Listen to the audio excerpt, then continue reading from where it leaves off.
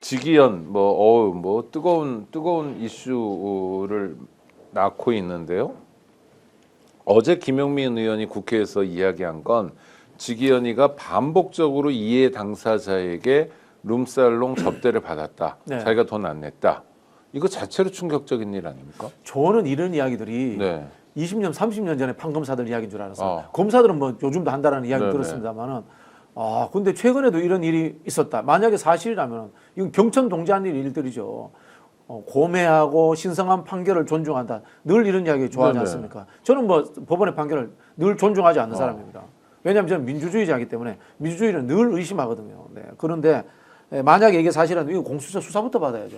김영란법 위반의 소지도 있고요. 네. 그리고 이것이 만약에 접대가 판결에 영향을 미쳤다면 이해충돌이고 범죄 행위지 않습니까? 뇌물죄죠. 뇌물죄에 해당될 네. 수 있죠. 그런 부분이 있기 때문에 저는 당장 그 법원에서 조사부터 하고 그다음에 이게 만약에 사실이라면 민주당도 빨리 사진 공개해가지고 고소고발 조치에 들어가는 것이 맞다라고 봅니다. 아니 그다음에 또 하나는 룸사롱에서도 그럴 수 있고 또 룸사롱이 아닌 곳에서도 이렇게 성적 접대랄까, 뭐 성매매랄까 이런 것도 그 자연스럽게 의심할 만한 거잖아요.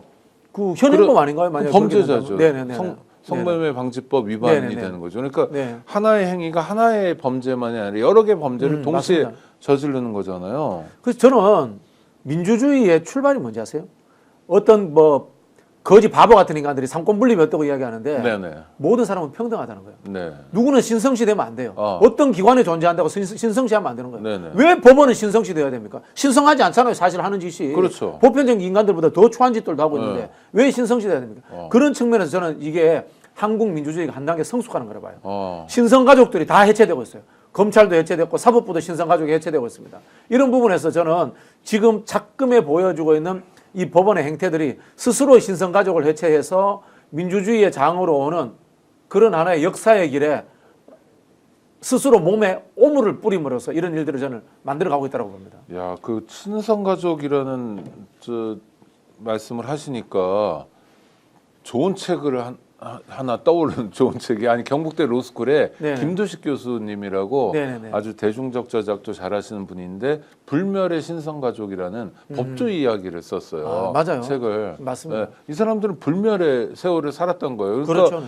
법정 가서도 무슨 가운 하나 입고 네네. 저 높은 곳에 앉아 있으니까 지들이 진짜 높은 것처럼. 그렇죠. 근데 다른 나라 법정 보면 그렇게 높지 않은데. 아니 저도 재판 받아봤는데요. 네. 새파란 어린애가 제 인생을 좌지우지하는 거예요. 야, 이거 중요한 표현이에요. 새파란 어린애가 내 인생을 좌지우지한다.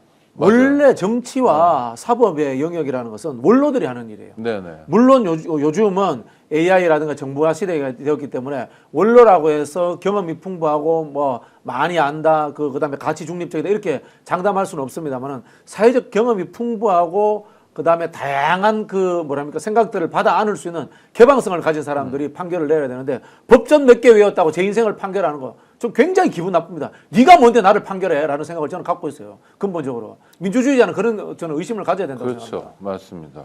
근데 그 주기현 사건으로 가면 민주당 김용민 의원의 얘기는 구체적인 정황이 나오고 네네네. 앤드 가장 중요한 게 사진도 있다고 하면 네네. 이건 상당히 팩트에 가까운 거 아닌가요? 맞습니다.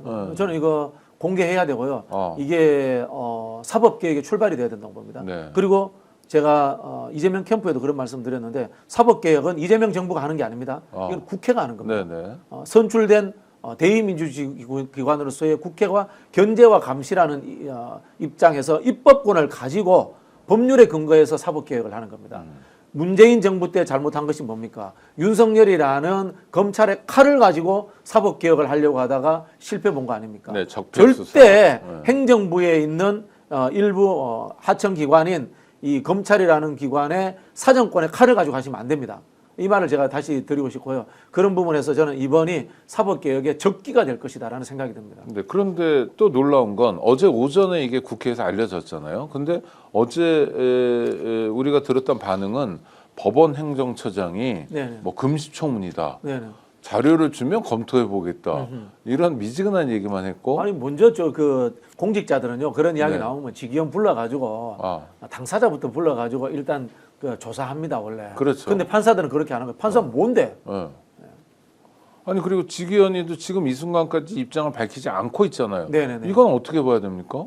비겁한 거죠. 한 번도 자기는 그런 부분들에서 노출된 적이 없고 자신의 그 근엄함과 특권의 성에 언론과 대중들, 국민들의 시선이 와본 적이 없으니까 뻔뻔하게 버티는 거죠. 네, 또 하나는 서울중앙지법이 오전에 반응을 냈습니다. 네. 그것도 좀 놀라운 건데 진위 확인이 안 됐다. 네. 그래서 우리는 할 말이 없다. 진위 확인 당신들이 해야죠. 그렇죠. 윤리의 문제. 자, 법적인 문제로 사정권의 문제로 가면 공수처가 수사를 해야 되는 건데 지금 이게 윤리의 문제 그다음에 직무 과정에서의 공직자의 문제라면은 자기들이 당장 감찰을 해야죠.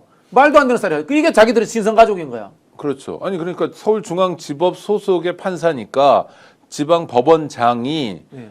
그런 내부 윤리 규정이나 감찰해야 돼, 있을 내부 거 아닙니까? 감찰. 감찰 네. 기능도 다 있고 네, 네, 그런 네. 데서 또 말씀하신 건 너 들어와봐 이 새끼야 어떻게 네, 된 네, 거야? 네. 이러면서 물어야 되는데 진위 확인이 안 됐다. 진위 확인의 주체가 서울중앙지법이고 그렇죠, 그렇죠. 대법원인 거죠. 그렇죠. 아니 그러니까 전 놀라운 게 서울중앙지법이 입장으로 뿌렸거든요. 네네네.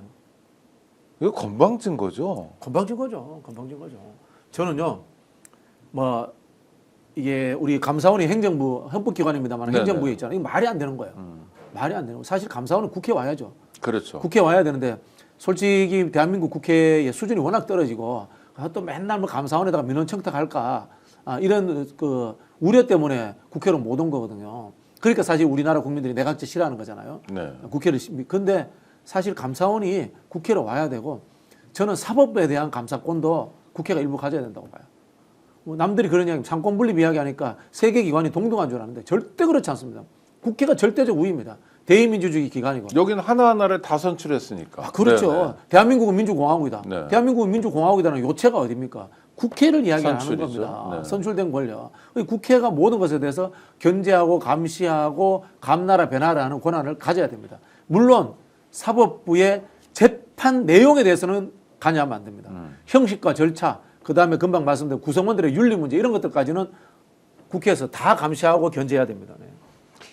오늘 방송 어떠셨습니까? 마음에 들었다면 구독, 좋아요로 스픽스를 응원해 주십시오. 여러분들의 구독, 좋아요는 가장 큰 힘이 됩니다. 스픽 구독, 좋아요.